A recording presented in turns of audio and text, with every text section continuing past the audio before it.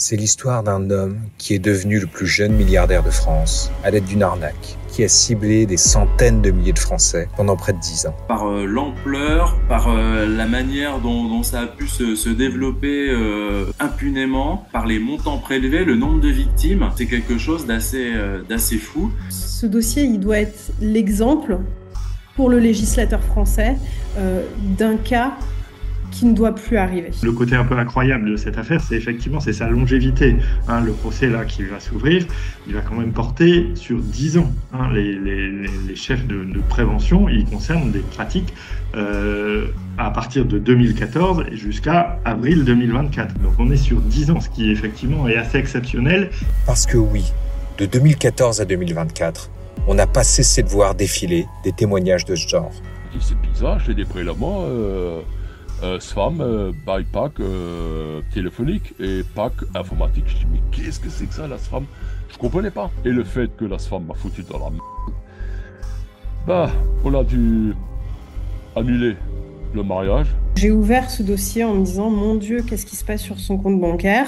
C'est extrêmement étrange de voir autant de prélèvements par la même société, mais sous des intitulés différents. J'ai des clients qui ne peuvent plus poursuivre leurs études. Et si ces témoignages se sont à ce point multipliés, c'est parce que cet homme, Sadri Fegayer, a créé un véritable système. Une machine à prendre de l'argent sur le compte de ses victimes qui va aller de plus en plus loin jusqu'à en devenir complètement dingue. Mais la question que vous devez alors vous poser, en tout cas, moi, c'est celle que je me suis posée, c'est comment cette société a-t-elle pu faire ce genre de choses, récolter autant d'argent pendant 10 ans sans être arrêtée? Commençons par comprendre le système en question. L'histoire de Sadri Fegayer, ça aurait pu être une très belle histoire, parce que, en réalité, tout commence très bien. Lui, le gamin d'origine modeste, qui décide à la sortie de son BTS en 1999 de se lancer dans la vente de téléphones portables et qui va connaître une superbe réussite. À 20 ans, il emprunte un peu moins de 15 000 € et ouvre sa première boutique. Alors, il était comment? Jeune, plein, très volontaire. Et ça marche, si bien qu'il en ouvre progressivement plusieurs autres et se retrouve à la tête d'une très belle petite entreprise au bout de quelques années. Mais Sadri Fegayer sent qu'après 10 ans d'euphorie, les choses vont se compliquer pour ce marché. En 2009, alors que la France connaît une récession historique, il a une idée radicale. Ne plus vendre des téléphones, mais des assurances pour ces téléphones. Mais pas n'importe comment. Sadri Fegayer, en 10 ans d'exploitation de magasins de vente de mobiles, s'est rendu compte que lorsqu'on vend un téléphone, on peut bien entendu placer un abonnement à un forfait téléphonique. Mais on peut aussi passer une petite assurance pour le téléphone au passage. Et d'ailleurs, on est au début de l'ère des smartphones avec des prix qui montent très fort. Et tout ça paraît finalement assez bien vu. Sadri renomme donc sa société Welcome en SFAM et devient alors assureur. Pour vendre ses assurances, il passe des partenariats avec des boutiques. Et à chaque fois qu'une de ces assurances est vendue, la boutique touche une très belle commission. La SFAM, c'est vraiment, à l'époque, c'était juste un contrat d'assurance pour téléphonie mobile avec un discours marketing plutôt bien rodé qui disait vous avez acheté un produit, on vous offre 30 € de remboursement, il suffit de signer en bas de cette tablette. Donc c'était quelque chose d'assez simple que les gens pouvaient difficilement refuser. Pour les boutiques, c'est tout bénef. Rien de tel que cette petite case à faire cocher au client pour augmenter ses marges sans difficulté. Orange, SFR, Bouygues, tous les réseaux de boutiques se mettent alors à proposer la fameuse assurance. Le succès du concept dépasse toutes les espérances et le chiffre d'affaires de la SFAM explose en quelques années. Mais avec le succès, arrivent les premiers signes que quelque chose cloche dans cette belle histoire. Dès 2014, on voit pointer sur les forums des témoignages de clients surpris de prélèvements étranges sur leur compte. Ces témoignages font ressortir plusieurs astuces utilisées, déjà à l'époque par la SFAM, pour pousser la vente de ces contrats. Le premier mois gratuit qui rend le système indolore, voire invisible, au moment de la vente et dans les semaines qui suivent, et le fait que certaines boutiques lie l'assurance à certaines promotions, de sorte à ce que les clients soient en réalité plus ou moins poussés à prendre l'assurance. Mais c'est pas grave, leur dit-on. Il vous suffira de vous désabonner avant la fin du premier mois. Et c'est là que les ennuis commencent. On me dit que c'est gratuit, que je vais pouvoir m'en dégager de ce contrat très rapidement, et puis en fait, j'y arrive pas. Au cours des années, l'ASFAM va déployer des tas de stratégies pour profiter de cet abonnement. La première, la plus simple et la plus légale, c'est simplement de compter sur le fait que vous oublierez de vous désabonner. Il y a des gens qui se sont retrouvés avec des contrats alors qu'ils n'avaient même pas conscience d'avoir souscrit quelque chose, encore moins un contrat d'assurance. Ils se souvenaient même pas qu'il fallait le résilier. Et après, le problème aussi, c'est que même quand ils savaient qu'il fallait résilier, derrière, il y avait très clairement des consignes au niveau de l'ASFAM de ne pas résilier, enfin de mettre des bâtons dans les roues des gens qui voulaient supprimer leur contrat. Et donc très clairement, il y a des gens, ils ont appelé pour résilier comme on leur avait dit, et la résiliation n'a pas pris en compte, et les prélèvements ont continué. Mais c'est là qu'on rentre franchement dans l'illégalité. L'ASFAM va régulièrement profiter de l'autorisation de prélèvement que vous lui avez donnée pour augmenter, voire multiplier les sommes régulièrement captées. Des gens qui avaient souscrit des contrats sans bien comprendre comment, c'était le premier problème, ou parfois qui avaient souscrit volontairement, mais qui se retrouvaient avec des prélèvements qui correspondaient pas à ce qu'ils pensaient avoir souscrit, donc des prélèvements plus élevés. Et puis très vite, même si ça c'est venu peut-être dans un deuxième temps, très vite, on a eu des témoignages de gens qui surtout se retrouvaient avec plusieurs prélèvements, ça veut dire plusieurs contrats, donc visiblement des contrats supplémentaires autres que ceux qu'ils avaient souscrits au départ. Parce qu'à partir du moment où elle a votre relevé d'identité bancaire, la société détentrice de ce qu'on appelle un identifiant créancier CEPA, ou ICS, elle peut purement et simplement pomper comme bon lui semble sur votre compte. Le faire en dehors de toute autorisation de votre part est bien entendu illégal, mais bien peu de gens savent en réalité comment réagir dans ce cas. Parce que depuis une réforme de 2014, il n'existe pour ainsi dire plus aucun contrôle sur les autorisations de prélèvement. L'association UFC Que Choisir avait pourtant averti à l'époque. Et, hasard ou pas, c'est justement à partir de 2014 que les plaintes sur les prélèvements de l'ASFAM commencent véritablement à poindre. Alors, le système bancaire porterait-il une responsabilité dans ces dérives ? Jusqu'à 2016, le nombre de clients qui se plaignent de ces prélèvements pour le moins étranges est encore malgré tout assez limité. Mais l'entreprise fait alors un gros coup qui va encore booster sa folle croissance. Elle passe en accord avec les réseaux Fnac Darty qui vendent son assurance mieux que personne. Et peut-être même un peu trop bien. Les vendeurs Fnac, dont le salaire de base est plutôt maigre, ont une carotte sympathique pour les pousser à la vente. 5 € de commission à chaque fois que la fameuse assurance est placée à un client. Pour les clients aussi, la carotte est appétissante. Un remboursement de 30 € sur leurs achats, et tout cela sans débourser un sou, s'ils résilient l'assurance à temps, bien sûr. Les ventes ne se font donc pas attendre. Un de ces vendeurs déclarait par exemple à UFC « Les contrats SFAM, on en vend énormément. Il faut dire que l'argumentaire est bien conçu, et une fois qu'on l'a déroulé, la plupart des clients sont séduits. » Dès qu'il y avait quelqu'un qui voulait acheter un produit à la Fnac, en tout cas un produit un peu technologique, les vendeurs étaient formatés pour leur refourguer automatiquement ce contrat d'assurance avec un discours toujours le même, toujours bien formaté, qui disait, écoutez, voilà, vous avez droit à une réduction de 30 €, à un remboursement de 30 €. Il suffit de signer là en bas de la tablette. Parfois, on leur disait même pas qu'ils souscrivaient un contrat d'assurance. Les gens devaient donner leur IBAN. Et puis ils repartaient avec ce contrat. Ils savaient même pas ce que c'était. Alors, parfois, ils oubliaient de le résilier. Parfois, ils essayaient de le résilier et ils n'y arrivaient pas. Et ils revenaient à la Fnac. Et c'est là qu'on s'est aperçu qu'il y avait vraiment un problème d'ampleur avec cette société. Mais entre ceux dont la résiliation n'est jamais prise en compte et ceux qui ont signé pour la fameuse assurance sans vraiment en être conscients, des dents commencent à grincer. La grande majorité ne sait pas d'où ça vient. Donc certains se rappellent avoir signé quelque chose, mais ils comprennent pas exactement comment ça se fait que ça a pris cette ampleur-là, ou ils pensent avoir résilié, donc ils comprennent pas bien ce qui se passe. Here comes the money. Here we go. Money talk. Here comes the money. Money, money, money. Dollar, dollar. Dollar, dollar. Boutiques de téléphonie, électronique, mais aussi de grands sites web comme Cdiscount, Fnac.com ou Pixmania. L'ASFAM est dès lors partout, y compris à la télé où elle sponsorise même la très populaire émission Koh-Lanta sur TF1. Cédric Feguier commence alors à flamber avec son superbe siège social à 10 millions d'euros, inauguré en grande pompe avec presse et élus, dont l'ex-ministre Nicole Gage, qui le conseille régulièrement dans son ascension fulgurante. Sadri prend en effet l'habitude de fréquenter le gratin mondain, notamment grâce à sa passion pour les sports équestres. Il possède son propre haras et dépense sans compter pour organiser des compétitions de jumping auxquelles il participe d'ailleurs parfois lui-même.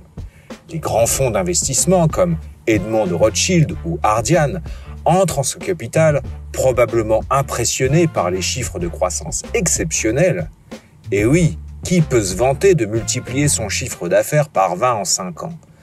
Mais ces beaux chiffres masquent une réalité, la grogne qui monte chez les consommateurs. Et l'association UFC Que Choisir s'y intéresse de plus en plus au fur et à mesure qu'affluent les témoignages de personnes qui estiment avoir été abusées. En 2018, UFC, malgré ses alertes, voit que la situation ne s'arrange pas, au contraire. À un moment, tout le monde était au courant, c'est-à-dire que nous, du coup, j'avais contacté la Fnac, j'avais contacté l'ASFAM, etc. Tout le monde était au courant qu'il y avait des problèmes dans leur méthode de vente, quoi. Et malgré tout, ça a continué. Ça a continué. l'ASFAM a continué sa stratégie. La Fnac était parfaitement au courant. Ils étaient même complices parce que très clairement, moi, j'avais des vendeurs de la Fnac qui me contactaient en me disant mais c'est pas de notre faute, on est obligé de faire ça. On a des instructions de nos responsables, etc. Donc voilà, on s'est aperçu qu'il y avait vraiment un système dans lequel l'ASFAM et la Fnac étaient complices. Et effectivement, l'ASFAM, de son côté, a généré d'autres partenariats avec d'autres distributeurs un petit peu partout. Et du coup, le problème s'est vraiment étendu. Alors qu'on pensait qu'il allait s'arrêter assez rapidement, eh bien, il y avait de plus en plus de victimes. L'association décide donc de porter plainte. Parallèlement, la répression des fraudes décide d'enquêter sur l'affaire. Et ils vont pas faire les choses à moitié.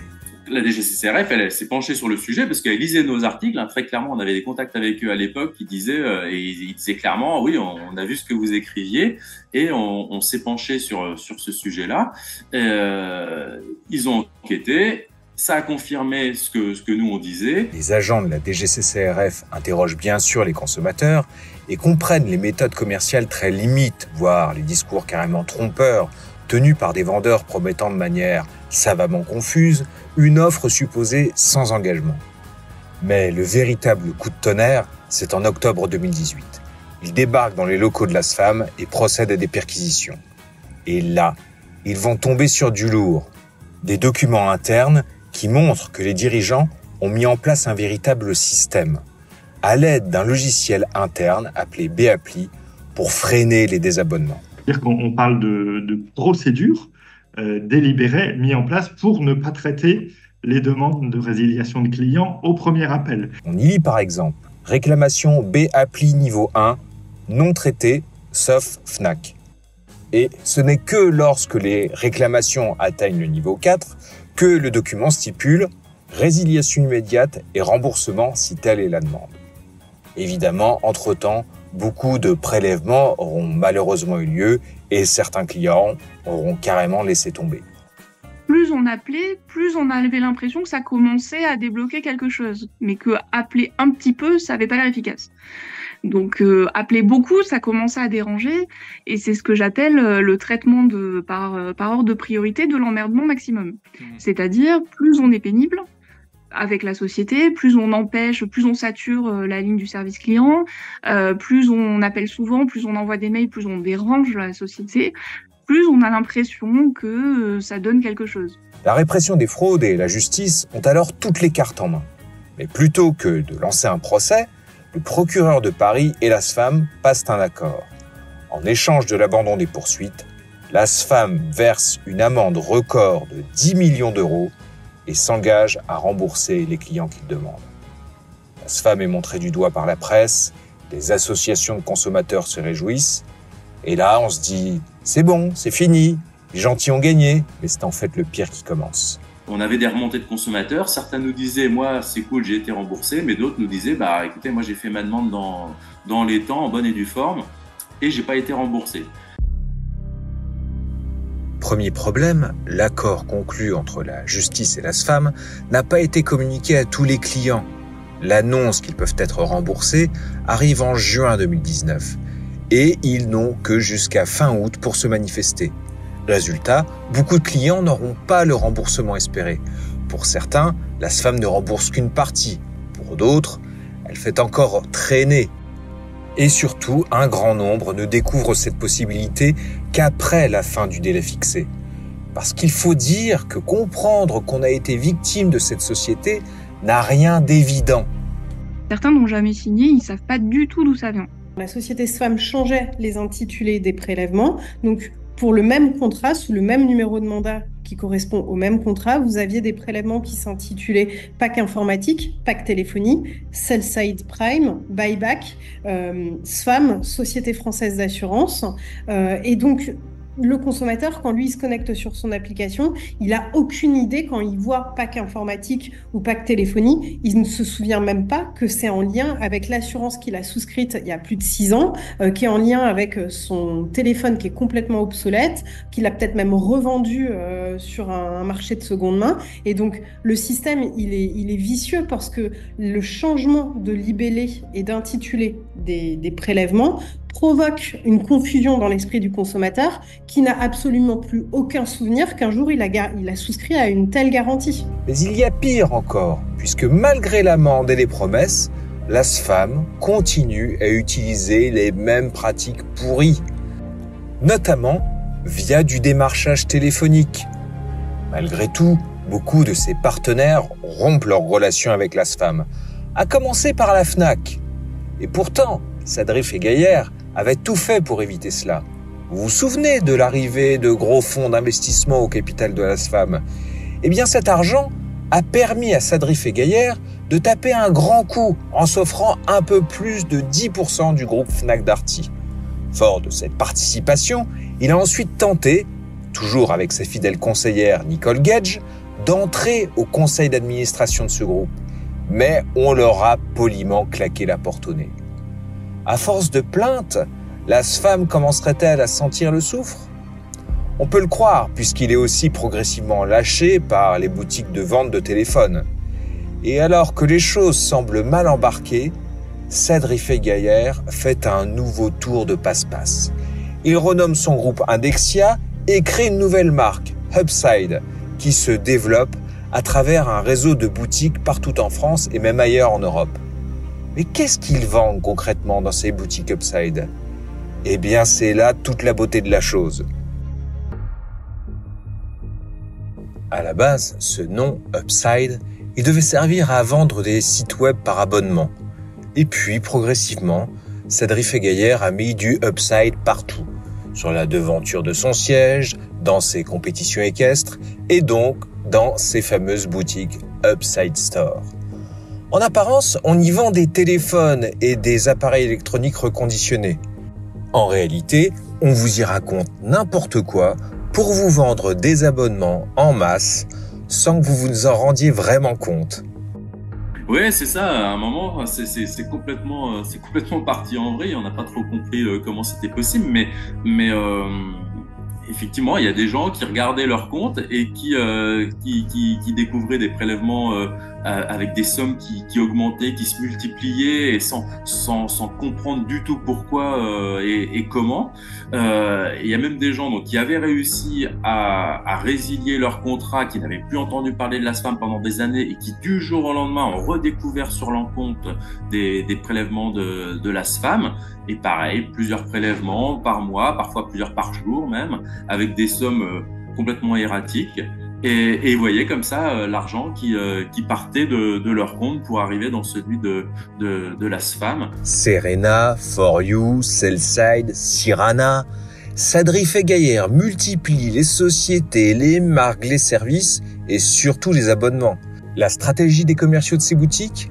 Vous attirer avec un cadeau ou un smartphone à bon prix, et puis vous faire signer des contrats pour des centaines d'euros par mois avec un discours aussi rassurant qu'incompréhensible. On m'a retiré 80 € en moins d'une semaine pour un contrat où je savais même pas ce que j'avais signé. J'ai des clients Upside qui, lors d'un achat en boutique, se sont retrouvés à souscrire à plusieurs packs et à plusieurs contrats. Je pense que ça serait intéressant de demander à mes clients s'ils ont réellement compris ce à quoi ils s'engageaient. Je suis convaincue qu'on ne leur a pas expliqué le contenu du contrat parce qu'ils ont tous découvert avec stupeur le contenu des prélèvements et le contenu du contrat et ils en avaient pour une grande majorité aucun souvenir. Les montants prélevés deviennent ahurissants et n'ont apparemment plus aucune autre logique que de permettre de remplir les caisses du groupe Indexia.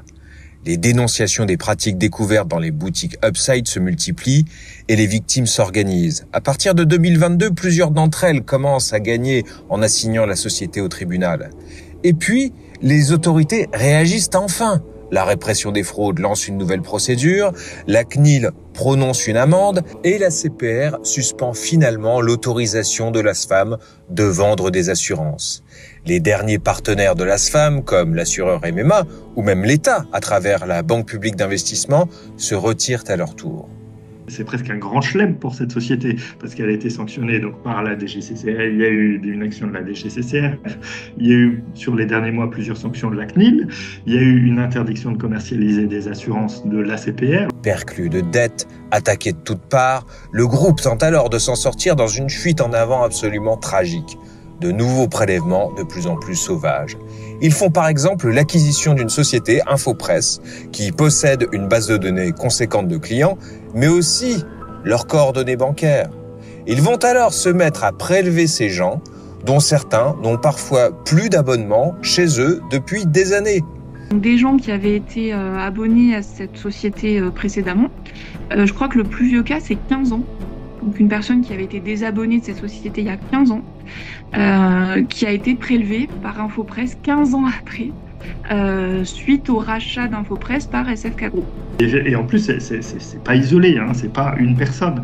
On a des vagues de témoignages où on peut dater qu'en décembre 2023, le 1er mars 2024, il y a eu ces reprises de prélèvements, donc des réactivations d'anciens dossiers de clients, ce qui est quand même une pratique pour une société qui a déjà payé une amende de 10 millions d'euros, qui est sous le coup d'un autre procès qui va arriver. C'est quand même assez hallucinant comme pratique. Malgré ces coups de plus en plus tordus, l'édifice de celui qu'on appelle encore parfois le plus jeune milliardaire de France menace de s'effondrer. Fournisseurs, URSSAF, employés et même les cavaliers des concours sponsorisés par Sadri Fegayer se plaignent de ne plus être payés. Et ce que beaucoup craignaient finit par se produire. La SFAM et les principales sociétés du groupe Indexia ne parviennent plus à faire face à tous ceux à qui elles doivent de l'argent. Elles sont mises en liquidation en avril 2024. Pour autant, comme on va le voir, l'histoire est loin d'être finie. Nous sommes en septembre 2024 et un procès pénal va enfin se tenir. Sur le banc des accusés, les entreprises du groupe Indexia bien sûr, mais aussi et surtout leurs dirigeants, Sadri Fegayer. Et donc il y a ces sociétés et il y a Sadri Fegayer lui-même qui est cité à comparaître. Même c'est quand même assez, je trouve, un détail qui mérite d'être mentionné. C'est qu'il est même accusé à titre personnel d'avoir lui-même dissimulé un carton de preuve lors des perquisitions de la répression des fraudes. Ça a été, ça figure dans les chefs de prévention à ce qu'il l'amène au tribunal. Ça veut dire qu'on dit que Monsieur Fegayer, qu'on a longtemps présenté comme le plus jeune milliardaire de France, a lui-même déplacé un carton de documents pour tenter de le dissimuler aux inspecteurs de la répression des fraudes. En tout cas, c'est une chose qui lui est reprochée. Donc là, une des questions qui se pose, hein, c'est est-ce qu'il va se présenter au tribunal? C'est vrai que on peut se poser la question après la liquidation de ces sociétés au printemps. Il faut quand même signaler qu'il y a eu des audiences préparatoires à ce procès et que lors d'une de ces audiences, moi j'y étais, la présidente du tribunal a très clairement dit à ses avocats que s'ils ne se présentaient pas, le tribunal s'organiserait pour qu'ils viennent. C'est une menace à peine dissimulée. Des milliers de victimes sont déjà parties civiles au procès et attendent réparation. Cependant, les chefs d'accusation ont l'air d'être bien peu de choses devant la perversité du système et l'étendue des dégâts. J'ai déclaré des créances et je représente plus de 1200 clients. J'ai obtenu une saisie conservatoire pour quasiment à hauteur de 3 millions d'euros. On est sur plus que cette somme, puisque j'estime le préjudice moyen entre 6 et 8 000 euros, le préjudice moyen individuel de chacun de mes clients. Je crains autour de ce procès potentiellement un effet de déception pour les victimes, parce que effectivement, par rapport à l'ampleur des pratiques qui ont été décrites dans la presse par les victimes au cours de presque 10 ans, donc on a vraiment l'impression d'un système organisé. Et là, le procès, il porte sur un délit de droit de la consommation, les pratiques commerciales trompeuses, et en plus uniquement sur l'aspect résiliation des contrats. La crainte est d'autant plus forte que certaines victimes ont vu réapparaître des prélèvements, via certaines sociétés qui n'ont pas été encore liquidées, ou par des chemins encore plus surprenants. Rien n'est dit parce qu'on voit bien que voilà, on a on a vent d'informations comme quoi le patron de la SPAM rouvrirait d'autres sociétés, etc. Donc on est à l'abri de rien. On a encore des nouveaux prélèvements qui viendraient de Belgique, qui seraient encore une nouvelle société qu'on ne connaissait pas encore, qui sont apparus cet été. Regardez par exemple ce prélèvement qui vient d'une drôle de société belge, Equestrian Cup Events. Derrière cette société, à la base, l'organisation des compétitions équestres de Sadri-Feguière. Mais voilà quelques semaines qu'elle propose de mystérieux abonnements auxquels les gens sont tout aussi mystérieusement abonnés. Et tout cela à 3 semaines du fameux procès. Bon, on s'était posé quand même une question en début de vidéo. Il serait peut-être temps d'y répondre, non? Est-il normal que cette situation persiste pendant 10 ans et même qu'elle empire alors qu'elle est dénoncée depuis des années? Est-ce seulement la faute d'une justice toujours trop lente? Ou quelqu'un aurait-il pu arrêter ce massacre bien avant? Dans ce dossier, j'ai l'impression que beaucoup d'intervenants n'ont peut-être pas tiré la sonnette d'alarme suffisamment en amont. Les contrats de l'ASFAM ont été commercialisés dans la FNAC, une grande enseigne respectée. Ils ont été commercialisés de 2017 à 2019. C'est vrai que la FNAC a mis un terme à la vente de ces contrats en 2019.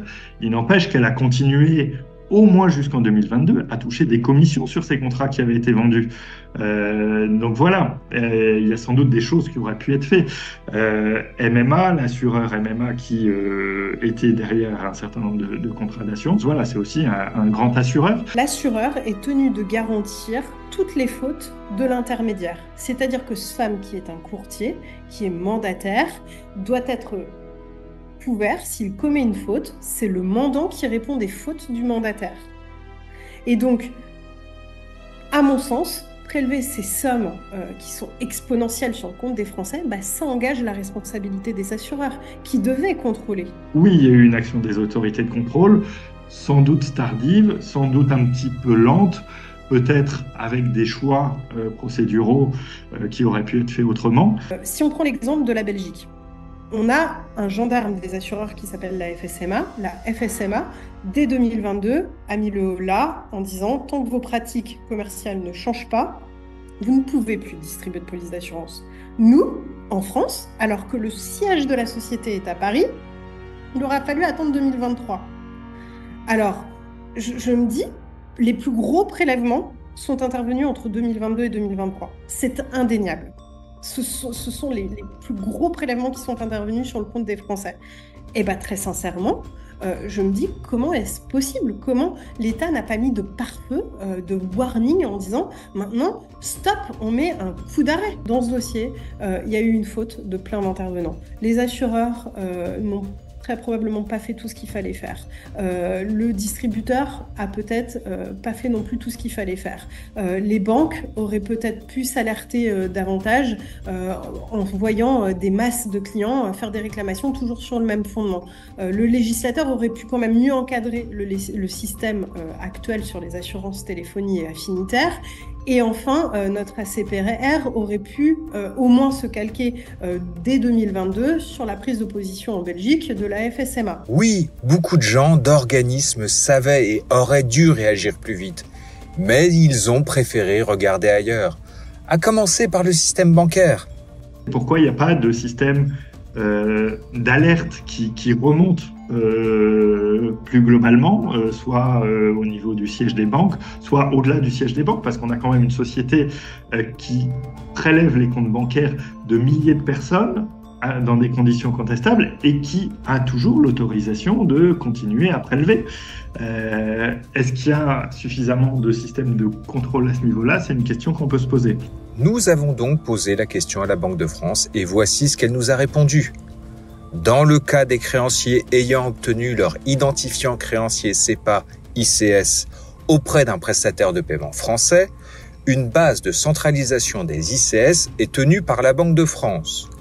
Une cellule de surveillance interbancaire peut en outre décider, sous certaines conditions, de radier un ICS pour lequel de mauvaises pratiques auraient été constatées.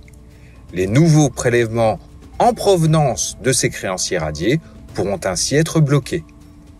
Si l'on en croit le CASFAM, ce système de surveillance semble encore très perfectible, d'autant plus que la Banque de France nous précise.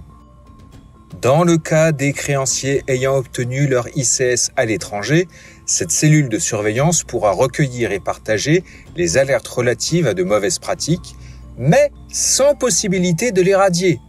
Il n'existe pas, à l'heure actuelle, de surveillance des ICS à l'échelle européenne. Le prochain chapitre de cette histoire invraisemblable, c'est donc le procès qui va se tenir le 23 septembre. Alors oui, on l'a dit, on a peur d'être déçu, mais il faut tout de même en profiter pour donner le plus de force possible au camp des victimes. Ça tombe bien, il est encore temps, pour ceux qui ne se seraient pas encore manifestés, de se porter partie civile. Ce procès pénal il se tient à partir du 23 septembre, sur plusieurs jours, et que chaque consommateur, qu'il ait un avocat ou non, qui décide de se greffer à ce procès, peut adresser au tribunal à la fois donc ses relevés, les demandes écrites et la preuve des appels téléphoniques via les relevés téléphoniques au tribunal pour pouvoir prétendre à être partie civile. Ça, c'est une constitution de partie civile. Il n'est pas trop tard, il faut le faire. Vous avez jusqu'au 23 septembre pour le faire. Et c'est extrêmement important parce que, ça permet aussi de pointer l'étendue du nombre de victimes. Ça permet d'espérer potentiellement une prise en charge et une réparation du préjudice du consommateur. Vous avez jusqu'au début du procès le 23 septembre pour le faire. Pour cela, suivez les guides et les modèles prêts à l'emploi que met à votre disposition gratuitement UFC Que Choisir. Le lien est dans la description. Vérifiez tous vos comptes, y compris ceux qui dorment depuis pas mal de temps, et parlez-en autour de vous. On retrouve de nouvelles victimes très régulièrement. Parce que s'il y a une chose à retenir au-delà du CASFAM d'ailleurs, c'est que c'est important de connaître vos droits. Lorsque vous êtes victime de ce type de prélèvements anormaux, vous pouvez être remboursé par votre banque si ces prélèvements ont moins de 13 mois. C'est malheureusement trop mal connu, y compris des conseillers bancaires, ce qui rend parfois la démarche un peu compliquée. Mais il y a aussi une possibilité d'obtenir un remboursement via votre banque des 13 derniers mois de prélèvement. Ça, c'est une bataille aussi, parce que les banques elles traînent des pieds, parce qu'il faut faire des relances, des mises en demeure. On a eu des conseillers bancaires qui ne connaissaient pas cette procédure, qui ont eu peur que ce soit une charge financière pour leur société, pour leur banque, et qui ont préféré mettre ça sous le tapis. On a plutôt des non-réponses. Et à force d'avoir des non-réponses ou des refus à l'oral, ou même des moqueries, parce qu'on a carrément des moqueries de la part de conseillers ou de directeurs qui prennent de haut les clients, c'est plutôt, on est obligé de saisir le médiateur en l'absence de réponse. Bon, vous l'avez compris, c'est pas toujours facile de faire valoir ses droits, donc ne restez pas seul. Les groupes d'entraide comme celui de Léo Aubé, les associations de consommateurs comme UFC ou les sites communautaires comme Signal Arnaque peuvent vous aider. Si vous ne vous en sortez pas, vous pouvez passer par notre service chargeback.fr qui, pour moins de 10 €, vous aide à vous débarrasser des prélèvements imprévus et à obtenir un remboursement. Et puis, dans les cas les plus graves, il vous reste toujours la possibilité de recours à un avocat comme Maître Léoty. Enfin, sachez que vous pouvez aider à faire bouger les choses, ne serait-ce qu'en faisant connaître cette vidéo autour de vous. Commentez, aimez, partagez, souscrivez à la chaîne parce que là, au moins, vous êtes sûr que vous ne serez pas prélevé. Il y a beaucoup d'éléments sur lesquels je ne reviens pas dans cette vidéo, par exemple la situation des salariés du groupe, dont certains ont été clairement complices, d'autres ont été franchement victimes, et certains encore ont fait partie des lanceurs d'alerte. La chaîne Canard Réfractaire a fait une très bonne série où elle aborde notamment très bien ce sujet. Je n'ai pas non plus inclus l'ensemble des choses qu'ont pu nous dire nos différents témoins, notamment Emma Léoty, Léo Aubé, Cyril Brosset et Benjamin Dourier, que je remercie au passage. Mais regardez dans la description, vous y trouverez de nombreux liens complémentaires, dont les vidéos de leurs interviews quasi complètes. Voilà, c'était déjà très long. Merci d'être resté jusque-là et à bientôt.